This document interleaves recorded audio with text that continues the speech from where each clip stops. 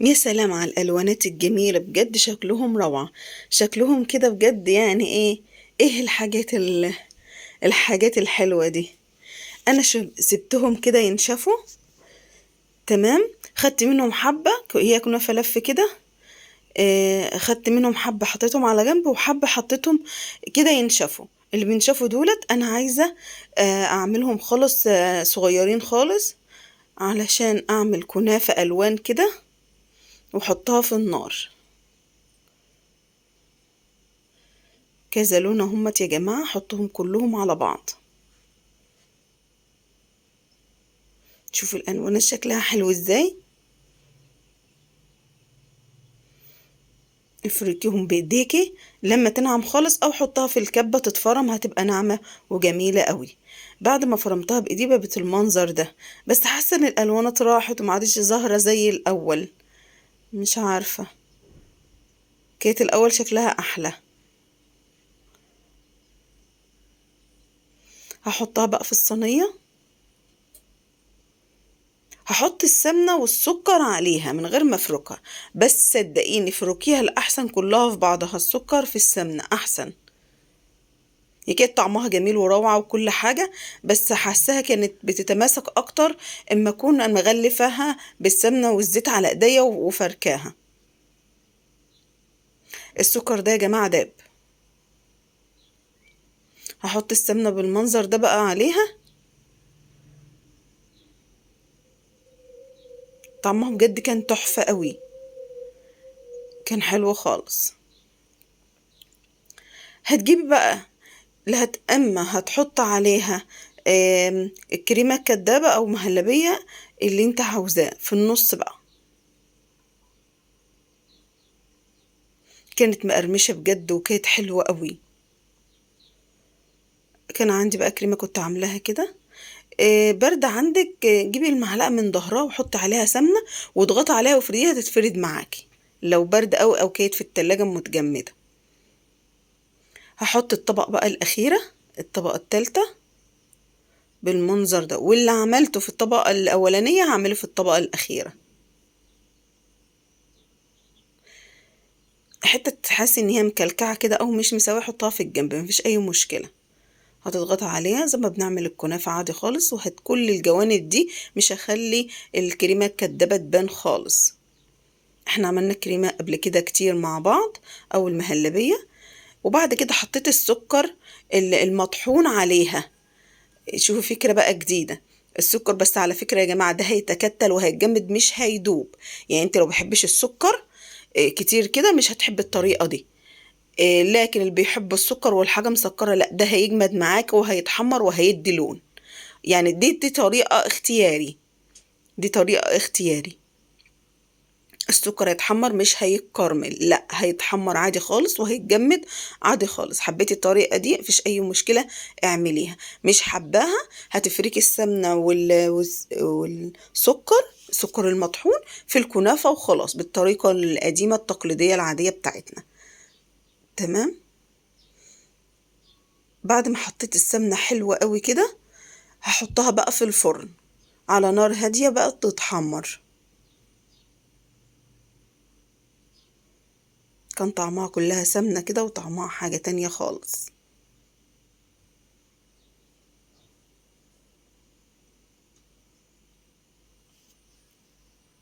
هنجيب الطاجن ونغلفه بالسمنة.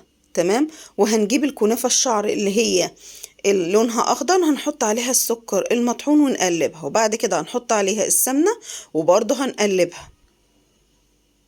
عايزة هتبقى ناعمة خالص، خليها ناعمة زي ما انت عايزة. لكن لو هتقطعها تقطيعة خفيفة خالص وبنفس طولها وتحطيها مفيش أي مشكلة. هنحطها بنفس الطريقة دي كده، واضغطي عليها بالراحة كده. عندك موز بقى، الموز دايب كده او استوى قوي، والله ما بيستوي بقى طعمه يا جماعة مسكر، مش عارفة الناس مش بتحبه ليه.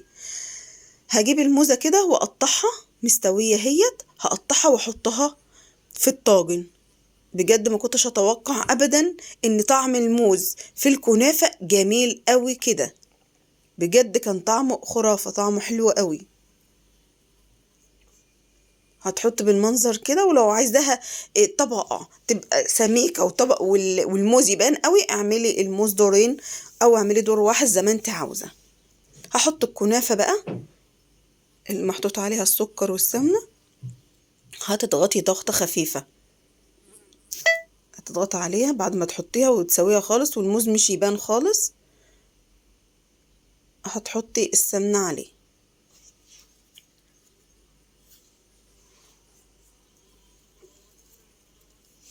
جربيها هتعجبك بجد، هتعجبك، هيعجبك الموز قوي في الكنافة.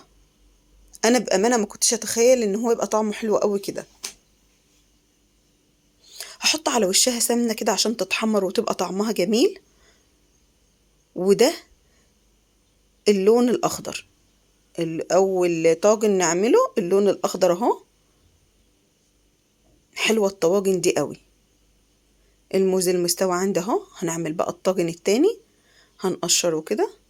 بجهز الاول، شوفوا مستوي ازاي، بس مسكر وطعمه حلو خالص. عندك بقى الموز ما ترموهوش، اعملي بيه الكنافة، بيبقى طعمه حلو قوي. حتى لو عندك كنافة لونها الابيضة العادية الخالص مهاش ملونة، اعمليه مفيش اي مشكلة. مش مهم حتى لو ما عندكش طواجن، اعمليه في صينية، اعمليه في صينية بالطريقة العادية بتاعتنا، هيبقى حلو خالص. هنجيب الطاجن طبعا، هنخليه كله مليان بالسمنة كده عشان يتقلب معانا بمنتهى السهولة. هنجيب بقى الكنافة اللي بالشوكولاتة دي، كنافة البني دي.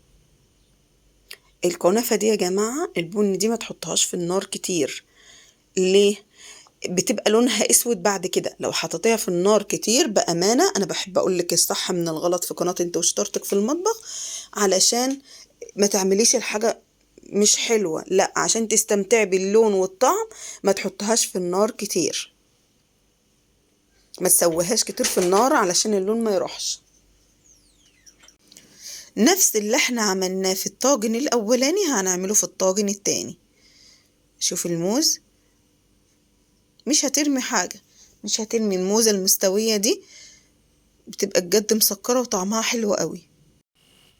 اعملي بقى كمية الموز اللي انت عاوزاها، اعملي طبقتين عشان تبقى حلوة قوي. وحطي كمان اللي بتحب السكر، حط رشة كمان سكر على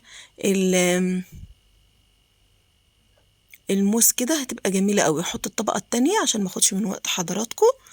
احط الطبقة التانية زي الطاجن الاولاني.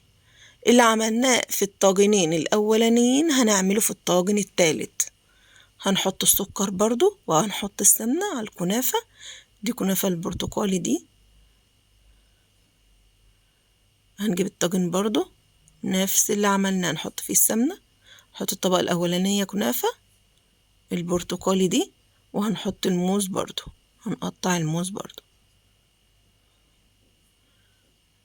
الطاجن ده صغير طبعا فمش هعرف احط فيه كتير، حطيت فيه السكر برضو وحطيت الكنافة. واحط على الوش برضو بعد ما ضغطت كده السمنة عليه، وهحطه في النار، احطه في الفرن.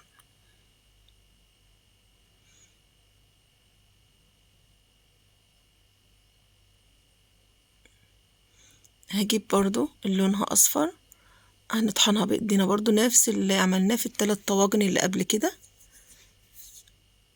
هنعمله ان شاء الله في الطاجن الاخير ده بتاعنا. ده الطاجن الاخير اللي هم في العلب الصغيره. في طاجن عندنا برضو روعه، هنعمل به الرز واللبن يا جماعه. بعد ما سويته هحط على وشه الكنافه الالوان دي بالمنظر ده. هنحط كذا لون طبعا زي ما احنا عارفين، بنحط على الكنافه سكر مطحون والسمنه، وهنحط على الوش وياخد وش كده في النار، بيبقى طعم حلو قوي من باب التغيير. كل الالوانات بقى اللي عندنا هنحطها على الوش الطاجن. خلي بالكوا دمات الكنافه تحط عليها سكر هتتحمر بسرعه وبرضه بتتماسك بسرعه. الالوانات الغامقه يا جماعه ما بتتحمر بتسود وبقى شكلها مش حلو. ما تسويش الكنافه كتير في الفرن، لا مش الكنافة دي، الكنافة اللي لونها أبيض، الكنافة العادية الخالص دي خليها تستوى كتير في الفرن مفيش أي مشكلة، لكن الكنافة الألوان لو استوت في الفرن كتير لونها بيروح وشكلها بيبقى لونها أسود ومش حلو خالص. هنحطها بقى في الفرن. طلعنا الطواجن كده من الفرن بالمنظر ده، وطلعنا كمان الصينية الكبيرة. لو عايزة تحطيها تسقيها بالعسل، أنا طبعا حطيت عليها العسل اهو، ولسه كمان بحط كمان اهوت. وطبعا انا حطاها على الفرن يا جماعة، ولسه هدخلها في الفرن كمان تاخد تسوية كمان. شكل الطاجن اللي بالالوان اللي انا جايبه لكم صورته ده نسيت اصوره معلش. وشكرا لكم لمتابعة الفيديو من اول لاخره، والسلام عليكم ورحمة الله وبركاته، في رعاية الله.